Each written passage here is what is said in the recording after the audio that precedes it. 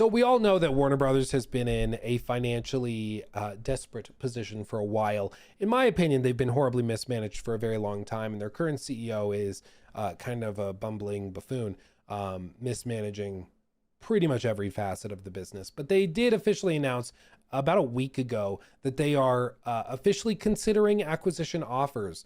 They are launching a comprehensive review of strategic alternatives for a whole or partial sale of the company. Basically just saying, we don't really know how to save this.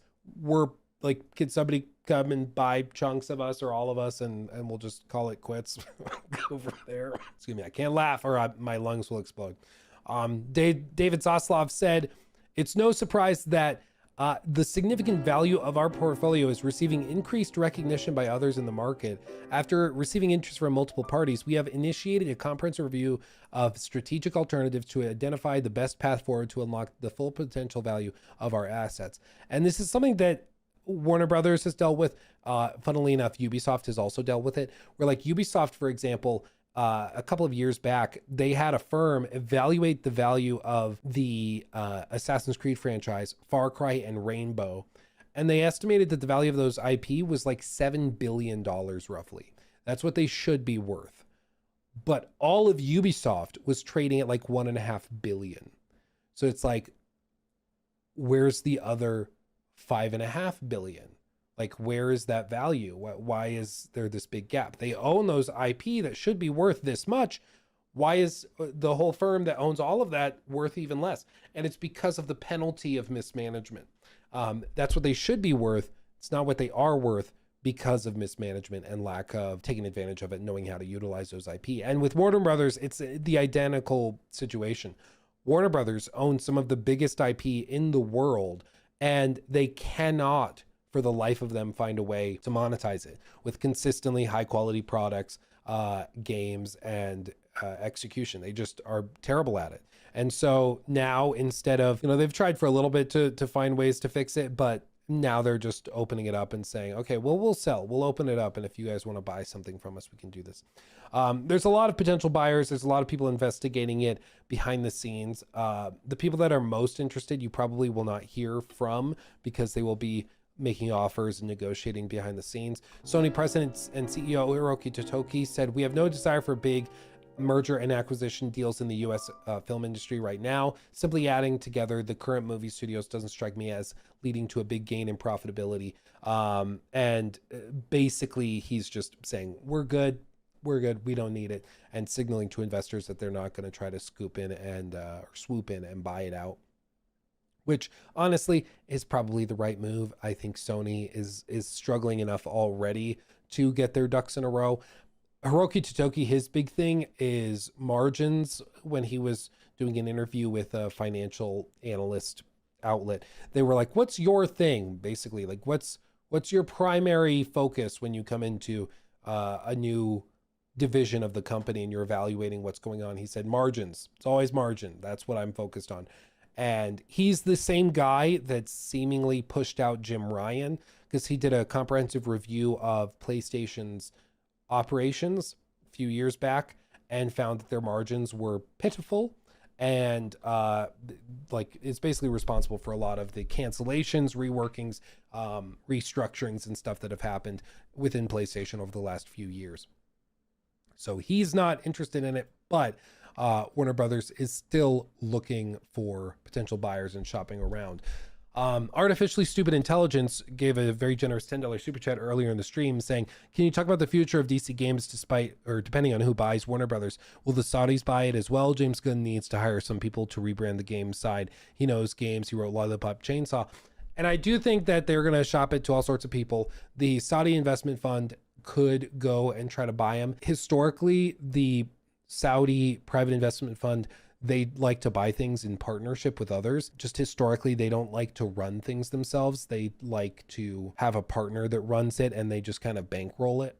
So they might go and offer to buy it in tandem with, like, I don't know, Ubisoft or something. But whether that actually happens or not remains to be seen. I do think that there's a lot of potential there. Whoever can buy out the rights to make like Batman games, and I think Embracer now owns Lord of the Rings games and stuff, but you'd buy the rights to Harry Potter games, you'd buy the rights to all that. You can make a ton of money on those IP. Absolutely. It just has to be in the hands of capable developers. Now, how much they're looking for it remains to be seen. That's a huge question mark. But I think if they are capable, you could absolutely see a lot of value unlocked if in the hands of the right developers. My fear is that it's going to be bought out by one of these like big conglomerates that are just going to use it to pump out mobile games and all sorts of garbage, and it's going to be terrible. But time will tell. Time will tell. Most likely buyers, I could see it going to maybe like, I could see Embracer wanting to buy up the rights to it because Embracer already has Lord of the Rings. So they'd probably be interested in buying more rights to more IP, and they could even license it out from there. But I could see that. Microsoft, I think they're pretty much done with spending big chunks of change on gaming stuff right now because AI is all the craze. So that's where all the money's going. Yeah, Skydance Paramount have had 2 bids rejected by Warner Brothers. Yeah, they've made offers on stuff. I think they offered to buy out the entire company, if I recall correctly, but I don't think that they've actually investigated buying just the rights to the games. So that's the other option, is that it might not be that just the games rights are bought out. It might also be that somebody comes and buys all of Warner Brothers, including the game studios. And my other fear with that is that you remember what happened with Bob Iger when he came into Disney and he shut down Lucas, what did they call it? Lucasfilm Games. He shut down all of that stuff. They were going to make a big Pirates of the Caribbean game back in like 2010-ish. And he shut down all of that because he basically was like, making games is hard. Let's just license it out. Don't do it internally. So he gutted their game development efforts and just basically said it's not worth the trouble. And that would be my fear, is that somebody comes in, buys out the company, and then just guts the gaming stuff because it's too hard. They're like, we'll just license it out to all these mobile game companies and stuff. So we'll see. Altogether, though, I don't like consolidation of big companies. I don't like all of the IP and developers ending up in one spot or in just a few buckets. I don't like that. In an ideal world, Warner Brothers would get their crap together and would be capable of putting out good games like they were 10 years ago, and they would be competing on the grand stage against everybody else. That's when the industry is at its most healthy. The consolidation is not good for you. It's not good for me. It's not good for the developers. Like, to be clear, this is not good news for the games industry or people interested in their IP and the games that would be made from those. This is bad news because it probably just means that all of it ends up more concentrated than it was before, which is kind of the last thing we need right now. I know some people are excited because like, oh, they could buy the rights to the Nemesis system patent. You could, but like, again, you got to remember the people making these decisions are like 75-year-old dudes who have never touched a game console before. They are just looking at it as a business and as a thing that you operate, a machine that produces money. And for them, they're going to look at it and be like, it's not worth the trouble. And they're just going to probably scrap it. So I'm perhaps cynical, but yeah, I'm not too hopeful for the Warner Brothers stuff. Ross, thank you for the super chat. Hey, Luke, what do you want, or who do you want to buy Warner Brothers? Dream scenario, who buys Warner Brothers and gets the rights to like Harry Potter and Batman? I mean, Batman, I think you could see amazing games put together by like Santa Monica, Naughty Dog, like those types of studios, but of course they would never actually use those. They'd make their own IP. CDPR, it's not really their type of game. I was thinking Harry Potter. I was like, who could make a really good Harry Potter type game? Like Hogwarts Legacy, but way bigger and deeper with like stuff built out much more vividly. I mean, CDPR making a Harry Potter universe game could be very interesting. Larian, I just don't think the IP are right for Larian. If we were talking Lord of the Rings, I swear to God, if Larian ever got the rights to Lord of the Rings, I would cry. Imagine a Larian Lord of the Rings RPG.